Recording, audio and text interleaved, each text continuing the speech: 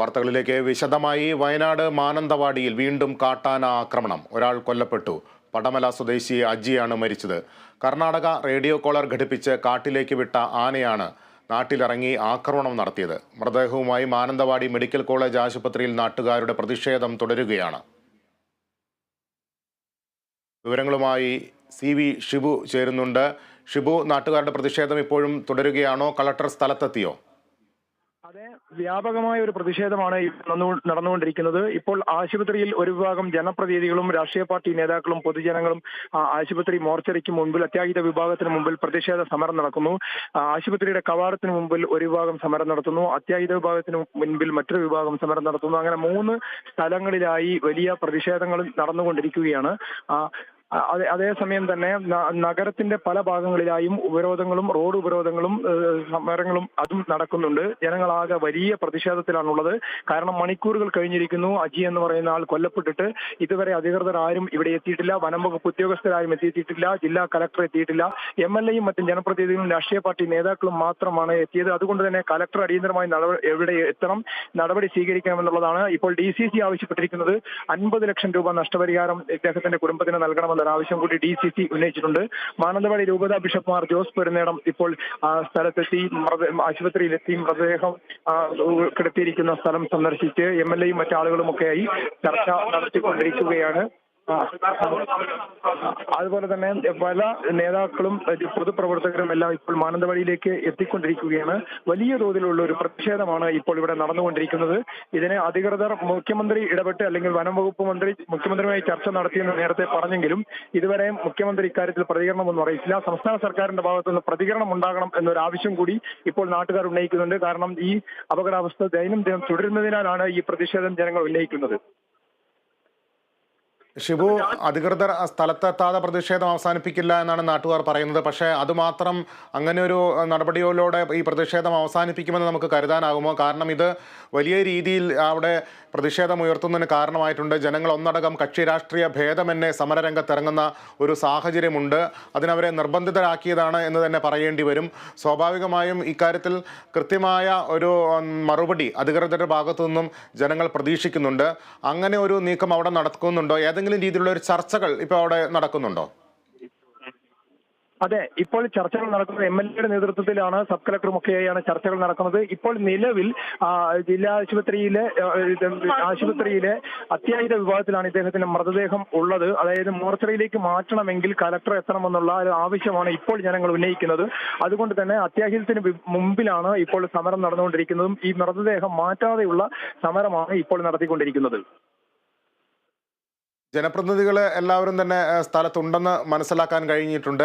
പോലീസിന്റെ ഒരു സുരക്ഷ എത്രത്തോളമുണ്ട് ആ പ്രദേശത്ത്? അതോടൊപ്പം തന്നെ ഈ ആന ഇപ്പോൾ ഏത് ഭാഗത്താണ് നിലയുറപ്പിച്ചിരിക്കുന്നത്? ആ ഭാഗത്തൊക്കെ വനംവകുപ്പിന്റെ ഉദ്യോഗസ്ഥർ എത്തിയിട്ടുണ്ടോ? ആ സ്ഥലത്ത് വനംവകുപ്പ് അധികൃതർ ഒരു തവണ പരിശോധന നടത്തിയിരുന്നു. ഇപ്പോൾ പ്രക്ഷോഭത്തിന് നേതൃത്വം കൊടുത്തുകൊണ്ടിരിക്കുന്ന ഒരാൾ നമ്മളോട് കൂടെയുണ്ട്.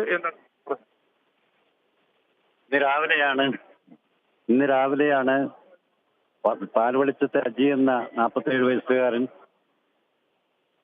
വയസ്സുകാരന് ദാരുണമായി വീട്ടുമുറ്റത്ത് വെച്ച് ആന ചവിട്ടിക്കൊന്നത്. കൂടാതെ ഇന്നലെ വൈകുന്നേരം തോൽപ്പെട്ടിയിലെ ഒരു ഇതുപോലുള്ള ഒരാളെ മാരകമായ ആന പരിക്കേൽപ്പിച്ച് മാനന്തവാടി മെഡിക്കൽ കോളേജ് ആശുപത്രി എത്തിച്ചിരുന്നു. അദ്ദേഹത്തെ വീണ്ടും കോഴിക്കോടേക്ക് റെഫർ ചെയ്തിരിക്കുകയാണ്. ഇങ്ങനെ സമീപകാലങ്ങളായിട്ട് വളരെയധികം ബുദ്ധിമുട്ട് അനുഭവിച്ചുകൊണ്ടിരിക്കുകയാണ് വയനാട്ടിലെ ജനങ്ങൾ. ഇപ്പൊ മാനന്തവാടിയിലെ ജനങ്ങൾ ആകെ പ്രക്ഷോഭത്തിന്റെ വക്കിലാണ്.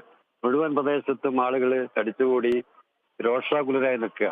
ബന്ധപ്പെട്ട കലക്ടർ രാവിലെ 7 മണിക്ക് മരണം നടന്നിട്ടും ഇതുവരെ ഇവിടെ എത്തിയിട്ടില്ല. അതാണ് ആളുകളെ കൂടുതൽ പ്രകോപിപ്പിച്ചിട്ടുള്ളത്. ബന്ധപ്പെട്ട ഭരണാധികാരികൾ വന്ന് ഈ വിഷയത്തിന് ശാശ്വതമായ പരിഹാരം ഉണ്ടാകണം. പ്രതിരോധ സംവിധാനങ്ങൾ ഏർപ്പെടുത്തണം. മരിച്ച അജിയുടെ കുടുംബത്തിന് നഷ്ടപരിഹാരം കൊടുക്കണം. കൂടാതെ അവരുടെ കുടുംബത്തിൽ ആർക്കെങ്കിലും ജോലി കൊടുക്കണം. കൂടാതെ പ്രതിരോധ സംവിധാനങ്ങൾ വളരെ ശക്തമാക്കണം. ഇതാണ് ജനങ്ങൾ ആവശ്യപ്പെടുന്നത്. മറ്റു കാര്യങ്ങളൊക്കെ പിന്നീട് കലക്ടർ വന്നതിന് ശേഷം സംസാരിക്കും. ഷിബു, അവിടുത്തെ നാട്ടുകാരുടെ ഒരു വികാരമാണ് ഇപ്പോൾ കേട്ടത്. ഷിബു, മറ്റൊരു പ്രധാനപ്പെട്ട കാര്യം, നേരത്തെ റിപ്പോർട്ട് ചെയ്ത പോലെ ഈ കർണാടക വനം വകുപ്പ് ഈ റേഡിയോ കോളർ ഘടിപ്പിച്ച ഒരു ആനയെ ആണ് ഇപ്പോൾ നാട്ടിൽ മാനന്തവാടിയിൽ ഇറങ്ങിയിരിക്കുന്നത്. റേഡിയോ കോളറിൽ നിന്നുള്ള സിഗ്നലുകൾ യഥാസമയം ലഭിച്ചില്ലെന്നാണ് കേരള വനം വകുപ്പ് പറയുന്നത്. ഇത് സംബന്ധിച്ചുള്ള കർണാടക വനം വകുപ്പിന്റെ ഒരു പ്രതികരണം ലഭ്യമായിട്ടുണ്ടോ? എന്താണ് ഈ വിഷയത്തിലൊരു കൂടുതൽ വിവരങ്ങൾ?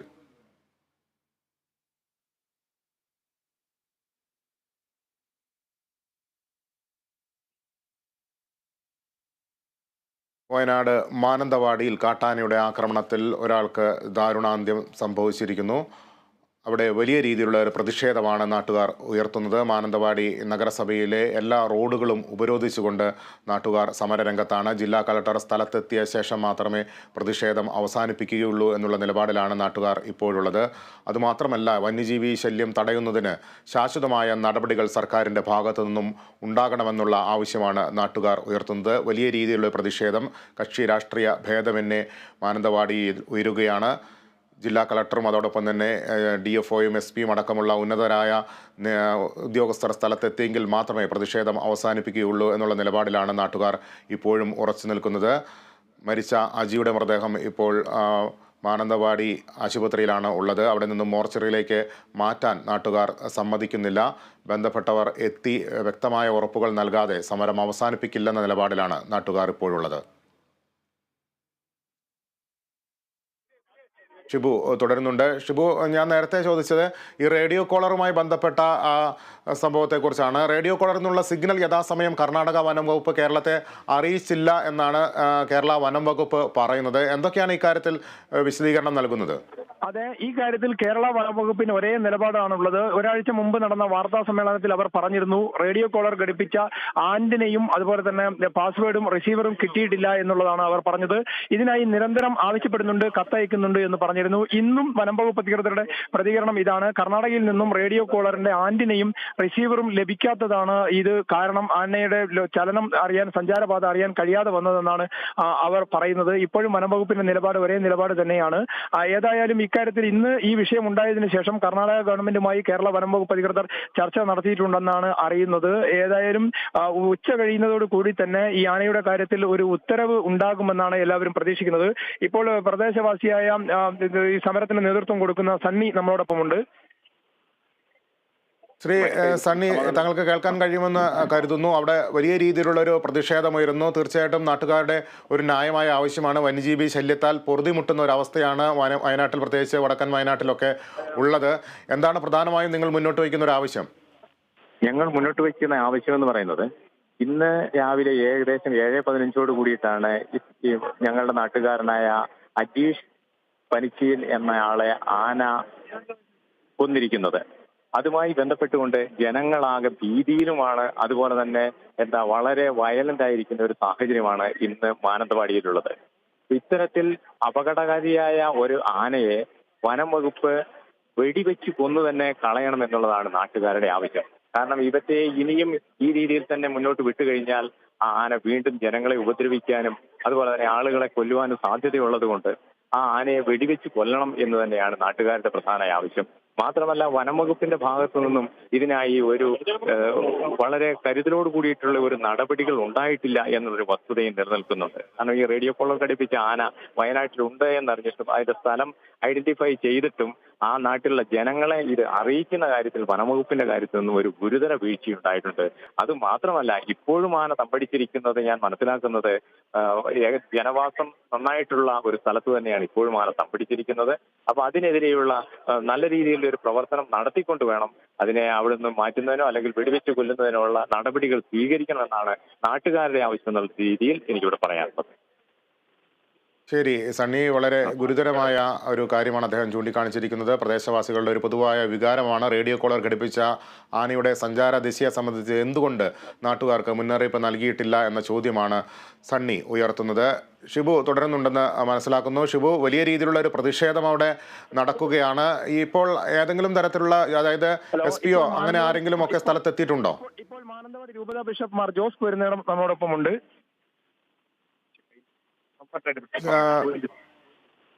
മാനന്തവാടി രൂപതയുടെ പടമല ഇടവകയിലുള്ള ഒരു കുടുംബത്തിലെ അംഗമാണ് പനച്ചിയിൽ അജി എന്ന് പറയുന്ന ഒരു ചെറുപ്പക്കാരനാണ് മരിച്ചിരിക്കുന്നത്. അദ്ദേഹത്തിന് 2 ചെറിയ കുട്ടികളാണ്, ഒരു ആൺകുട്ടി ഒരു പെൺകുട്ടിയും, ഭാര്യയുണ്ട് വീട്ടില്. പിന്നെ രോഗിണിയായ മാതാവുണ്ട്, പിതാവുണ്ട്. ഇതാണ് കുടുംബം. ആ കുടുംബത്തിന്റെ അത്താണിയായിരുന്ന വ്യക്തിയാണ് ഈ പറയുന്ന മരണപ്പെട്ടയാള്. സ്വാഭാവികമായിട്ടും ഇത് ഈ വയനാട്ടിൽ പ്രത്യേകിച്ച് ആദ്യത്തെ ഒരു സംഭവമൊന്നുമല്ല. ഇതിനു മുമ്പ് തന്നെ പലതും നടന്നു കഴിഞ്ഞു. ഈ അടുത്ത കാലത്ത് തന്നെ കടുവയുടെ ആക്രമണത്തില് 2 ചെറുപ്പക്കാരാണ് കൊല്ലപ്പെട്ടത്. കഴിഞ്ഞ ദിവസം മാനന്തവാടി ടൗണിന്റെ നടുക്കിൽ തന്നെയാണ് ഒരു കോളർ ഘടിപ്പിച്ച ആന വന്ന് നിന്ന് മനുഷ്യരെ പേടിപ്പിച്ച അവസാനം അതിനെ മയക്കുവെടി വെച്ച് കൊണ്ടുപോകുന്നത് കണ്ടതാണ്. അത് പിന്നെ പോകുന്ന വഴിയിൽ മരണപ്പെട്ടു എന്നുള്ളതാണ് സത്യം.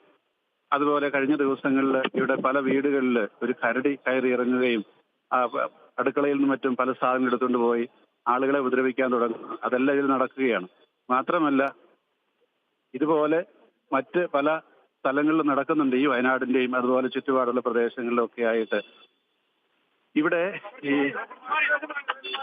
ഒരുപാട് മറ്റു മൃഗങ്ങളുണ്ട്. ഉദാഹരണമായിട്ട് കുരങ്ങ്, മയില്, ഇതെല്ലാം. ഈ ഒരു കൃഷിയും സാധ്യമാകുന്നില്ല എന്നുള്ളതാണ്. ഇവിടെയുള്ളവരെല്ലാം കൃഷിക്കാരോ അല്ലെ കൂലിപ്പണിക്കാരോ ആണ്. അവരുടെ ഏക ആശ്രയം ഇതൊക്കെ തന്നെയാണ്. അതില്ലാതായാൽ അവരുടെ ജീവിത മാർഗം തന്നെയാണ് ഇല്ലാതാകുന്നത്. സ്വാഭാവികമായിട്ടും വയനാടെന്ന് പറയുന്ന ഈ പ്രദേശത്ത് കാട് ധാരാളമുണ്ട്. ഞങ്ങളാരും ഈ വന്യമൃഗങ്ങളെ അല്ല കുറ്റം പറയുന്നത്, അവയെ സംരക്ഷിക്കാനായിട്ട് ഉത്തരവാദിത്തപ്പെട്ടവരെയാണ്. ഈ കാര്യത്തിൽ ഞങ്ങൾക്ക് പറയാനുള്ള ഇതാണ്, എത്രയും വേഗം അർഹതപ്പെട്ട നഷ്ടപരിഹാരം ഈ കുടുംബത്തിന് കൊടുക്കണം. അതുപോലെ തന്നെ അത് താമസമൊന്നും ഉണ്ടാകാൻ പാടില്ല. ഇനിയിപ്പോൾ ഒരുപക്ഷെ ഇലക്ഷനൊക്കെ പ്രഖ്യാപിച്ചു കഴിഞ്ഞാൽ അതിന് സാധ്യത കുറയും. അപ്പൊ അത് എത്രയും പെട്ടെന്ന് തന്നെ കൊടുക്കണം. രണ്ടാമത്തെ കാര്യം, അതുപോലെ ഈ ശാശ്വതമായ പരിഹാരം എന്ന് പറയുമ്പോൾ കാടും നാടും തമ്മിൽ വേർതിരിക്കപ്പെടണം. മാത്രമല്ല ഈ കാടും നാടും വേർതിരിക്കുമ്പോൾ എവിടെയാണ് അതിന്റെ അതിർത്തി എന്ന് കൃത്യമായിട്ട് രേഖപ്പെടുത്തുകയും ആ അതിർത്തിയിലൊക്കെ ഇതിങ്ങോട്ട് കടക്കാതിരിക്കാനുള്ള കിടങ്ങുകളോ വേലികളോ മതിലുകളോ എന്താണെന്ന് വെച്ചാൽ തീർക്കണം. ഞങ്ങളുടെ ചിന്തയിൽ അതിനെല്ലാമുള്ള വകുപ്പുണ്ട്.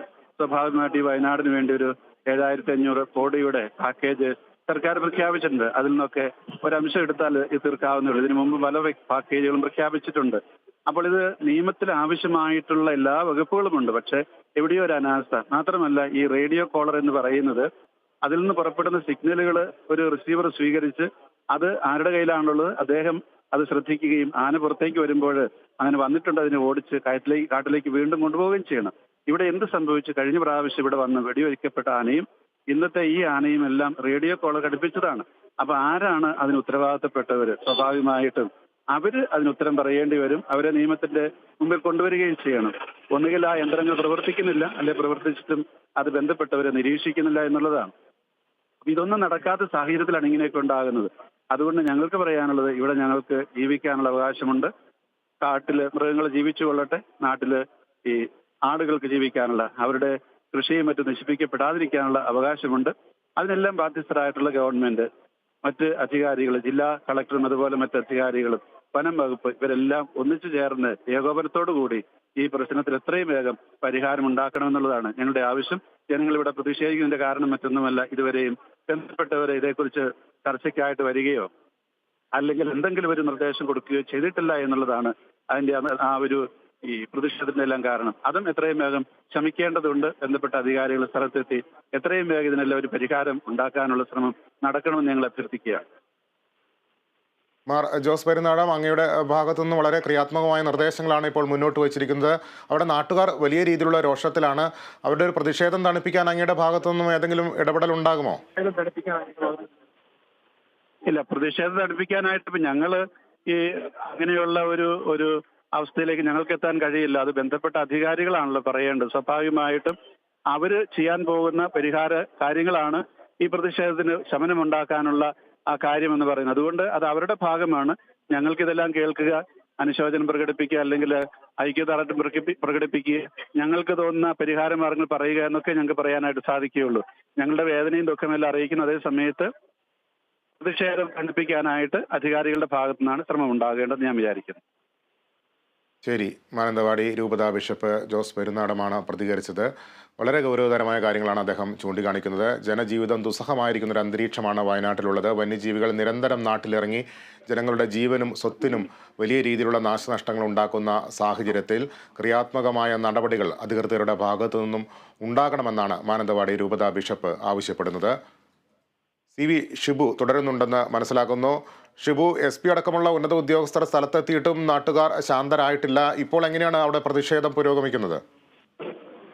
ഇപ്പോൾ ഒരു പ്രദേശവാസി കൂടി നമ്മളോടൊപ്പമുണ്ട്. ഹലോ, എങ്ങനെയാണ് ഇപ്പോൾ അവിടെ ഒരു പ്രതിഷേധം? അത് നിങ്ങൾ ഏതെങ്കിലും രീതിയിൽ നാട്ടുകാരുടെ ഒരു ആവശ്യത്തോട് എങ്ങനെയാണ് അധികൃതരുടെ ഒരു പ്രതികരണം വരുന്നുണ്ടോ? അധികൃതർ ഇതുവരെ ഈ 6:45 സമയത്ത് വെളുപ്പിന് മരണം സംഭവിച്ചതാണ്. ആന വീട്ടുമുറ്റത്ത് വന്ന് അജി എന്ന് പറയുന്ന ചെറുപ്പക്കാരനെ അതികാരണമായിട്ട് കുത്തി കൊല്ലുകയാണ് ഉണ്ടായത്.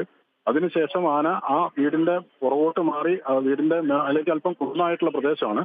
ആ കുന്നിന്റെ മുകളിൽ ആളുകൾ പണിയെടുക്കാതെ കിടക്കുന്ന പ്രദേശം കാട് മൂടി കിടക്കുകയാണ്. അവിടെ തന്നെ ആന നിലയുറപ്പിച്ചിരിക്കുകയാണ്. ഇപ്പോഴും ആ പ്രദേശത്ത് ഭീതി നിലനിൽക്കുകയാണ്. അതോടൊപ്പം തന്നെ ഞങ്ങൾ ബോഡിയായിട്ട് ജില്ലാ മെഡിക്കൽ കോളേജിലാണ് ഉള്ളത്. ഇതുവരെ അധികൃതർ ഇതിന്റെ അവരുടെ ഭാഗത്തു നിന്ന് ശക്തമായ ഒരു നിലപാടും ഇതുവരെ വന്നിട്ടില്ല. 4 മണിക്കൂർ കഴിഞ്ഞിട്ട് ഇതുവരെ കളക്ടർ സ്ഥലത്തെത്തിയിട്ടില്ല, SP സ്ഥലത്തെത്തിയിട്ടില്ല. ഈ കാര്യങ്ങൾ സംസാരിക്കാനോ അതിനൊരു തീരുമാനം ഉണ്ടാക്കാനോ ഈ ജനങ്ങൾ ഇത്രയും പ്രതിഷേധം ഇവിടെ ഉയർത്തിയിട്ടു. ആയിരക്കണക്കിന് ജനങ്ങൾ പ്രതിഷേധവുമായിട്ട് ഈ മാനന്തവാടി ടൗണിലുണ്ട്. ഈ പ്രതിഷേധം കണ്ടതായിട്ട് നടിക്കാൻ ഇതുവരെ ജില്ലാ ഭരണകൂടം തയ്യാറാവുന്നില്ല എന്നത് വളരെ ഗൗരവകരമായിട്ടുള്ള അവസ്ഥയാണ്. അതോടൊപ്പം തന്നെ ഈ ആന ഈ പാവം ചെറുപ്പക്കാരൻ ഫോറസ്റ്റിൽ കയറി ആനയുടെ വാസസ്ഥലത്ത് കയറിയിട്ട് ആനയുടെ കുത്തുകൊണ്ട് മരിച്ചതല്ല. പകരം അവന്റെ വീട്ടുമുറ്റത്ത് നിന്നാണ് അവനെ ഈ ആന വന്ന് ആക്രമിച്ച് കൊല്ലുന്നത്. അപ്പോൾ അത് കൊലയായ ആനയാണ്. ആ ആനയെ വെടിവെച്ച് കൊല്ലാനുള്ള നടപടികൾ വനം വകുപ്പ് സ്വീകരിക്കേണ്ടതാണ്. അതോടൊപ്പം തന്നെ റേഡിയോ കോളർ സംഘടിപ്പിച്ച ആനയാണെന്ന് അറിയാം. ആനയുടെ സഞ്ചാരപഥം കൃത്യമായിട്ട് ഫോറസ്റ്റ് വകുപ്പിന് മനസ്സിലാക്കാവുന്നേ ഉണ്ടായിരുന്നുള്ളൂ. പക്ഷെ അവരത് ജനങ്ങളെ അറിയിക്കുകയോ ആന വരുന്നുണ്ടെന്നുള്ള അലർട്ട് ജനങ്ങൾക്ക് കൊടുക്കുകയോ ഉണ്ടായിട്ടില്ല. ആ ഒരു കാരണങ്ങൾ കൊണ്ട് മാത്രം സംഭവിച്ച ഒരു മരണമാണിത്. അപ്പൊ യഥാർത്ഥത്തിൽ വനപാലകര് ഇത് ആ യുവാവിനെ കൊന്നു കളഞ്ഞതായിട്ട് വേണം തന്നെ പറയേണ്ടി വരും. ഇതാണ് ഞങ്ങൾക്ക് ഈ പ്രദേശവാസികളായ ഞങ്ങളുടെ വികാരം. ശരി, വലിയ രീതിയിലുള്ള ഒരു പ്രതിഷേധം മാനന്തവാടിയിൽ തുടരുകയാണ്. അവിടെ SP-ക്കെതിരെ മുദ്രാവാക്യം ഉയരുന്നു. നാട്ടുകാർ പ്രതിഷേധത്തിലാണ്. ഒരു രീതിയിലും മാനന്തവാടി ടൗണിൽ നിന്നും പിരിഞ്ഞു പോകാതെ റോഡുകളെല്ലാം ഉപരോധിച്ചുള്ള പ്രതിഷേധം തുടരുകയാണ്. ശാശ്വതമായൊരു പരിഹാരം ഈ വിഷയത്തിൽ ഉണ്ടായിട്ടില്ലെങ്കിൽ കാര്യങ്ങൾ കൈവിട്ടു പോകുന്ന ഒരു അവസ്ഥയിലേക്ക് എത്തും. വലിയ രീതിയിലുള്ള ഒരു പ്രതിഷേധമാണ് ഉയരുന്നത്. ജില്ലാ കളക്ടർ ഇതുവരെയും സ്ഥലത്ത് എത്തിയിട്ടില്ല. സ്ഥലത്തെത്തിയ SP-ക്ക് നേരെ പ്രതിഷേധം വളരെ ശക്തമായി തന്നെ ഉയരുകയാണ്. നാട്ടുകാർ SP-യെ തടഞ്ഞു വെച്ചിരിക്കുന്ന ഒരു അവസ്ഥയാണ് അവിടെയുള്ളത്. മാനന്തവാടി വളരെ സംഘർഷഭരിതമായ ഒരു അവസ്ഥയിലേക്കാണ് കാര്യങ്ങൾ